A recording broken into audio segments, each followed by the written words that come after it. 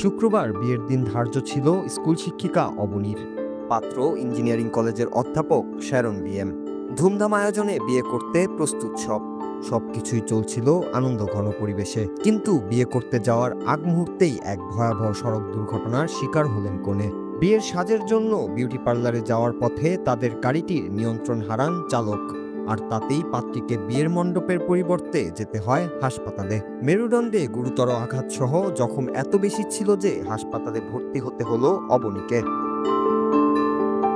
হিন্দু ধর্মাবলম্বী হয় রীতি অনুযায়ী লগ্ন বা বিয়ের সময় পার হয়ে যাচ্ছিল অবনীর। ফলে বিয়ের আনুষ্ঠানিকতা নিয়ে তৈরি হয় অনিশ্চয়তা। দুর্ঘটনার পর থেকেই কনের সাথেই হাসপাতালে অবস্থান করছিলেন বর। দুই পক্ষের পরিবারও উপস্থিত ছিলেন সেখানে। লগ্ন বিষয়ক জটিলতা নিয়ে দীর্ঘ আলোচনার পর দুই পক্ষই বিয়ে বাতিল না করার সিদ্ধান্ত নেন। ঠিক হয় হাসপাতালেই বিয়ে করবেন অবনী এবং শ্যারন। সেই মতো হাসপাতাল কর্তৃপক্ষের কাছে অনুমতিও চেয়ে নেন তারা। এরপরেই চিকিৎসকদের পরামর্শে হাসপাতালের জরুরি বিভাগেই বিয়ের অনুষ্ঠানের আয়োজন করা হয়। পূর্ব নির্ধারিত সময়েই হাসপাতালের বিছানায় শুয়ে থাকা অবনীর গলায় মঙ্গলসূত্র আর সিঁথিতে সিঁদুর পরিয়ে দেন বর শ্যারন। ঘটনাটি ঘটেছে ভারতের কেরালায়। স্থানীয় একটি স্কুলের শিক্ষিকা অবনী ও স্থানীয় একটি কলেজের অধ্যাপক শ্যারনের বিয়ে সম্পন্ন হয় অবনীর বাড়ি থেকে ৭০ কিলোমিটার দূরের এর্নাকুলামের লেকশোর হাসপাতালে। হাসপাতালের চিকিৎসকদের সাথে নিয়ে সকল আনুষ্ঠানিকতা সম্পন্ন করেন দুই পরিবার। হাসপাতালের এক চিকিৎসক বিয়ের ভিডিও ধারণ করে সামাজিক মাধ্যমে প্রকাশ করেন।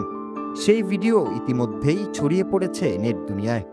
ভিডিওটি দেখে নেটিজেনদের অনেকেই শুভকামনা জানিয়েছেন অবনী ও শ্যারনের নতুন জীবনের জন্য। আবার কেউ কেউ সমালোচনা করছেন লগ্ন পেরিয়ে যাওয়ার এই ধর্মীয় রীতি নিয়ে। শ্যারন ও অবনীর এই ভিন্নধর্মী বিয়ের আয়োজন অবাক করেছে অনেককেই।